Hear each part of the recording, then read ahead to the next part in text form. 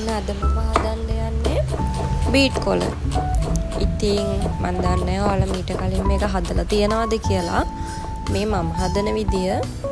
ඉතින් ඉස්සෙල්ලාම බීට් කොළ ටික හොදලා අරගෙන ඒකට ඉතින් ඕන කරන දේවල් ටික කපා ගන්න තමයි තියෙන්නේ. අපි සාමාන්‍යයෙන් තෙල් දාන විදිහට තක්කාලි, මිරිස්, බීලුණු එහෙම දාලා තෙල් දා ගන්න තමයි තියෙන්නේ.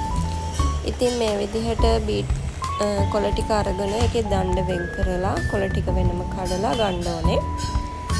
ඊට පස්සේ අපි දණ්ඩු ටික වෙනම චූටි චූටි කෑලි වලට කපලා කොළ ටිකත් පොඩිවට කපා ගන්න ඕනේ.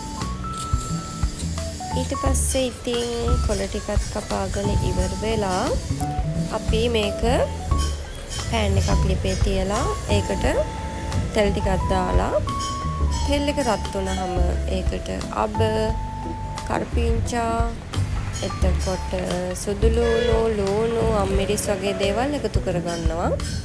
ඊට පස්සේ අපි මේකට තක්කාලි, උඹලකඩ එකතු කරනවා. උඹලකඩ වලින් මේකට හොඳ රසයක් එකතු වෙනවා. ඊට පස්සේ මේක හොඳට ටෙම්පරාදු වෙන්න දීලා අපි කලින් කපාගත්ත බීට් කොළ ටික එකතු කරනවා. ඉතින් ඊට පස්සේ මේකට ලුණු, කෑලි, මිරිස් එකතු කරලා මේක හොඳට තෙලේ පියාගන්න තමයි තියෙන්නේ. ඉතින් ඔයාලත් හදලා බලන්නකෝ මේක කොහොමද රස කියලා.